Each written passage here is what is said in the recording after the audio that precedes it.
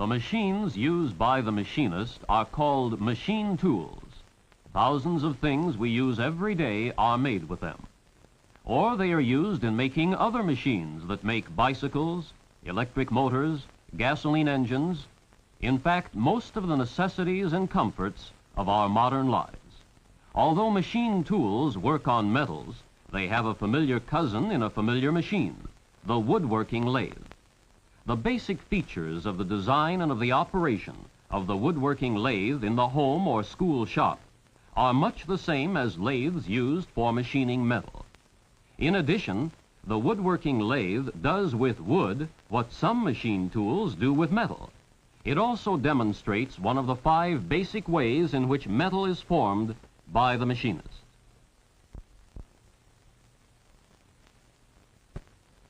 On this engine lathe, the machinist is producing a cylinder from a steel bar.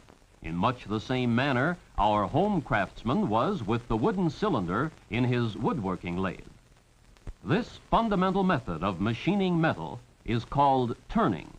In this case, a perfect cylinder of exact diameter is being made by the machinist. The tool that cuts this steel bar acts in much the same way as the chisel did in cutting the wood in the woodworking lathe.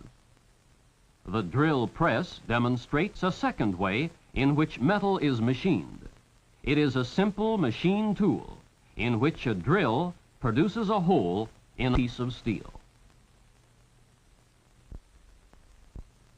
In addition to drill presses, the engine lathe and other more complicated machines are also used to produce holes of all sizes in metal. A milling machine sometimes is used to produce flat surfaces. This third method of machining metal is called milling. In addition to producing flat surfaces, milling machines also are used to cut gear teeth. A machine tool called a shaper may be used when surfaces are to be made flat. This fourth way of working metal is called planing. In the shaper, the work is stationary. On another machine, called the planer, the tool is stationary while the work is moved back and forth. Grinding is the 5th way to machine metal. There are many kinds of grinding machines and many types of grinding operations.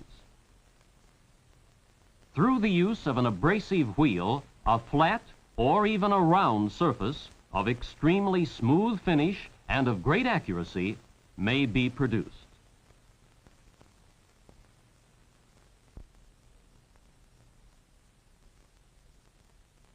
No matter where he works in the shop, the machinist must know how to read blueprints. They show him the shape of the machine part or other article he is to make, and its exact dimensions. And in order to be sure that whatever he is making corresponds to the blueprint, the machinist must measure it with tools, such as these outside calipers. He must learn to use them skillfully and accurately. Some measuring tools are simple, or they may be more complicated, like the micrometer. Skill 1,000.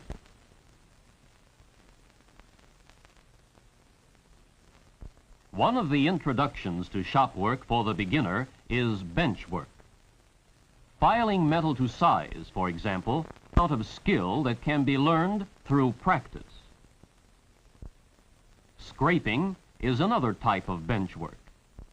To learn this hand operation, long practice and great skill is required, because extremely accurate surfaces, especially on machine parts, may be produced in this manner.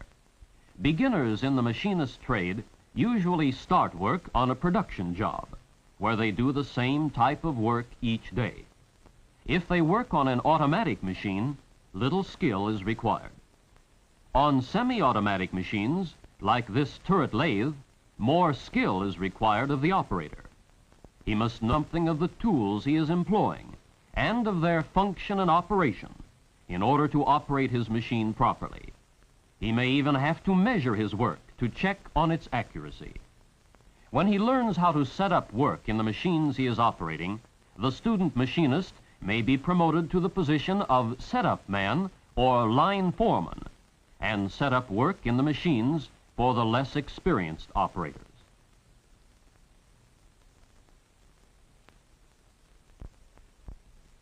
A more advanced type of setup man and machinist is one who can set up jobs in several types of machines, or who is qualified to operate several different kinds of machines. He is a general machinist. When he becomes skilled in the operation of all types of machines, knows their parts and how they operate, the machinist who works constantly to better himself may become a maintenance man. The maintenance man in the large shop not only keeps machines in perfect mechanical condition through routine repairs, but he may also make parts for the machines in his care. This requires skill just a step short of the toolmaker. Highly specialized machines are developed for use in many large industrial plants, usually to do one particular job or type of work. Some are enormous, and others are of ordinary size. Some require a high degree of skill to operate, and others may be entirely automatic. Many of them present complicated work for setup and maintenance men.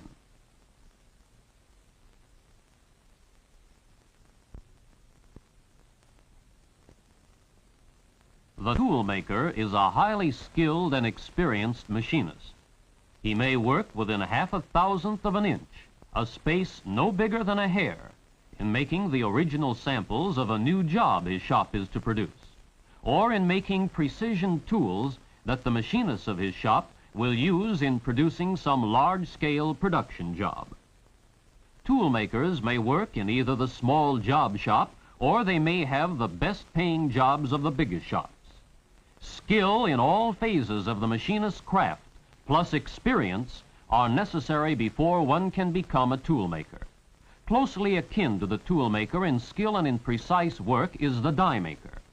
Frequently, the same man who makes tools will make dies, for in both jobs, ability to work accurately and precisely is essential.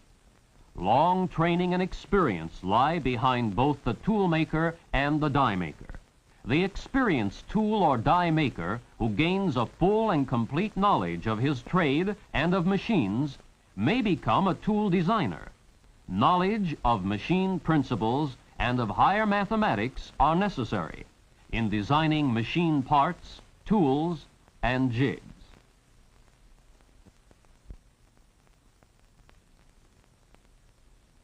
The small job shop offers an opportunity to gain experience with various types of machines, to learn the fundamentals of the machinist's craft.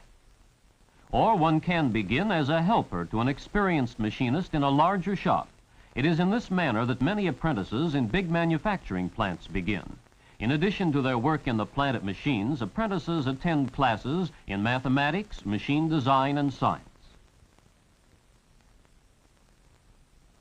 School machine shops offer another opportunity for learning the machinist's trade.